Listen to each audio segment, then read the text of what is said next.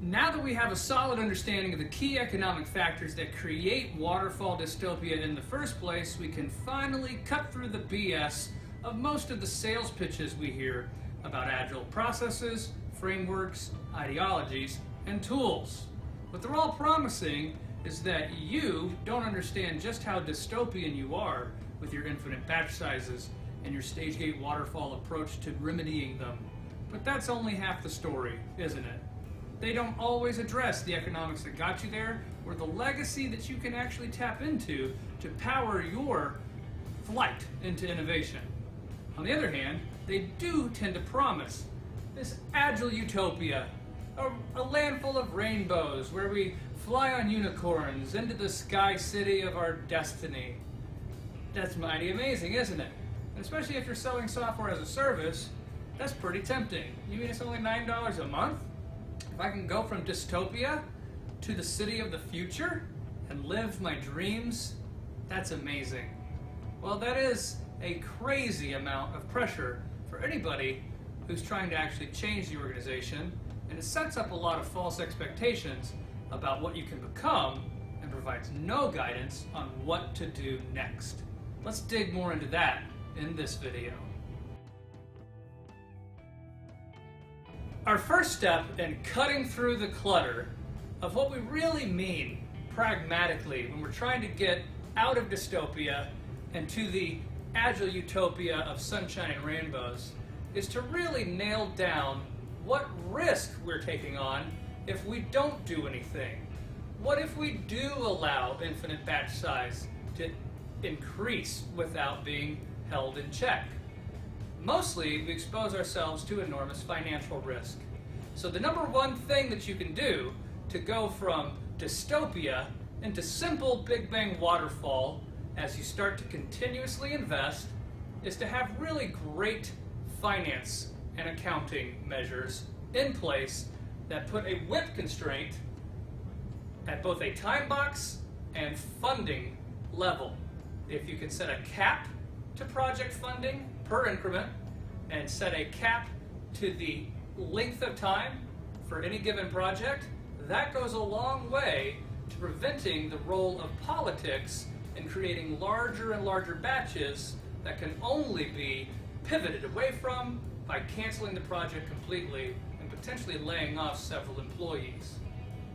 This, just like Scrum, is a WIP constraint, because what you are doing is setting up funding and time boxing to hold in check the amount of work you can have in progress. So this move really starts outside of the technology organization. It's in your accounting and finance group, potentially your CFO, that can really make a difference here. Pragmatically speaking, there's probably a few key things we mean when we hope for this Agile Utopia over here.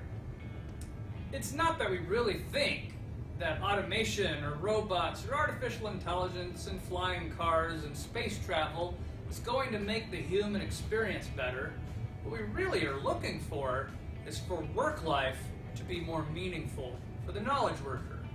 Now, there's a couple really tangible things within our economic factors that are a good indication we've accomplished that.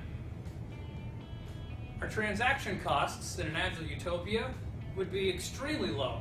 So low that if I cared about someone, I could easily do something to help their pain very quickly.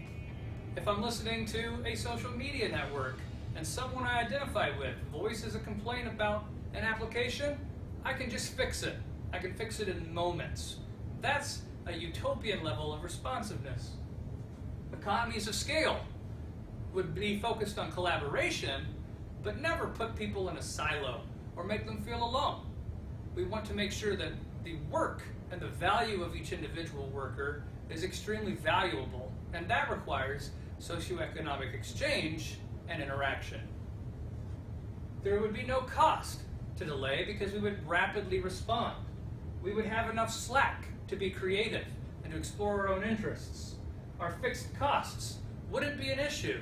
We wouldn't have to be afraid of layoffs. And our total cost trade-off would be so far towards the centralization of control over-innovation, that each team could feel that they play an extremely important role in their own work. Now that's what's at the end of the line. That is our hope.